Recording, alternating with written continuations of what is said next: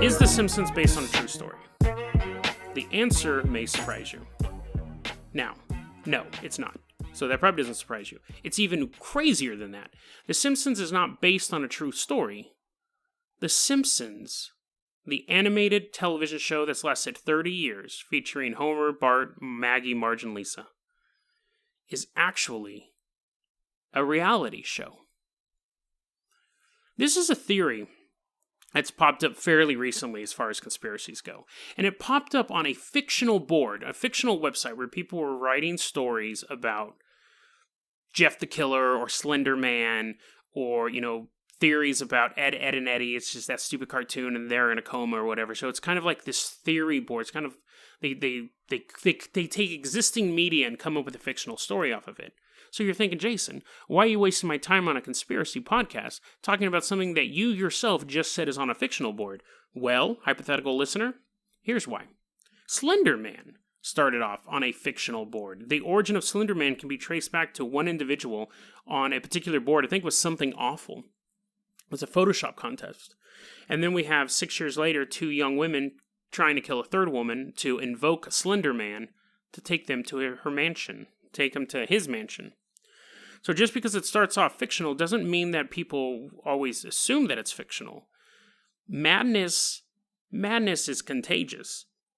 I think the person who wrote this probably intended it to be fictional, but it's popping up on conspiracy lists, and people are starting to look into it, and some people are starting to believe it.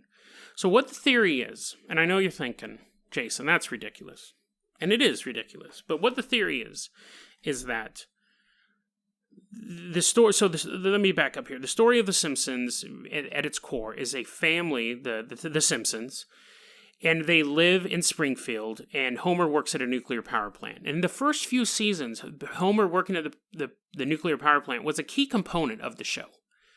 Now, in the later seasons, it's not such a big component, but early on, it was a big component in how incompetent he was at his job, and it was a joke.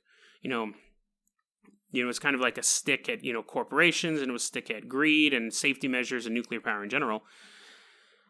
But this theory puts forth that The Simpsons is actual real footage of a town in America called Springfield, where there was an actual huge nuclear disaster, a huge meltdown of this nuclear power plant.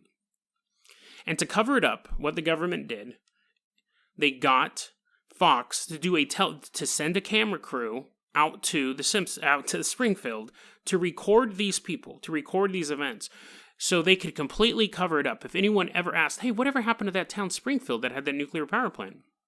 They could go, "Oh, yeah, no, that's a cartoon. What are you talking about?" And people are like, "No, I remember, 80 miles away there was a nuclear power plant," and they're like, "No, it's a cartoon."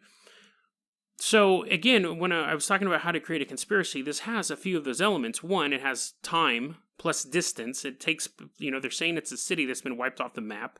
They're saying that the conspiracy started back in the 80s, which isn't that far back, but it's fairly far back. And it involves a group that we already don't trust, which is the government. So the idea is that this town has this horrible nuclear meltdown. People turn yellow and start to mutate. And this film crew from Fox shows up and begins recording them, begins editing the footage up to tell this story. This only includes the first few seasons, maybe the first 4 or 5 seasons of the show. It doesn't go on to include what's happening today. Because the theory is that, let's say the 5th season is actually the first time the film crew got out there. Was recording these events. And then as we go farther back, so seasons 4, 3, 2, and 1, and then the Tracy Ullman short films, the animation gets worse and worse and worse. And they're saying, no, the person who wrote this, it's not getting worse. Those are the people mutating down. That's why they're starting to look more and more ragged, because the radiation is actually having an effect on their bodies until eventually they don't look human at all. The reason why they don't age in that time period of, 4 seasons, and we'll extend it to 6 seasons, whatever it is, but it's in the beginning there, is because the radiation, the meltdown of the plant also opened some sort of portal, some sort of time warp. That's why the kids don't get older.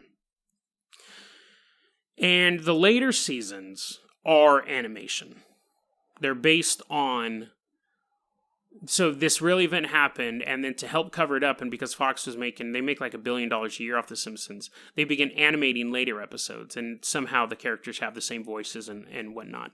And I'm sure people could also say, oh, no, the later seasons are also part of reality. And then you go, well, then how are they having episodes with Lady Gaga in them? And they go, aha, it's because of the time warp. So it's kind of built in a way that they can keep excusing it.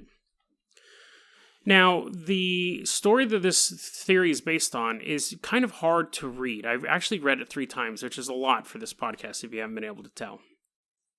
It's kind of hard to follow.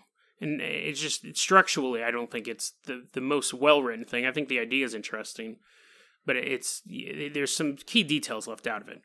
But anyway, so this theory that all of this is a film crew out there, and what we're watching when we watch The Simpsons is actually a reality show, and any sort of dream sequence or Halloween specials are results of the warping of space-time.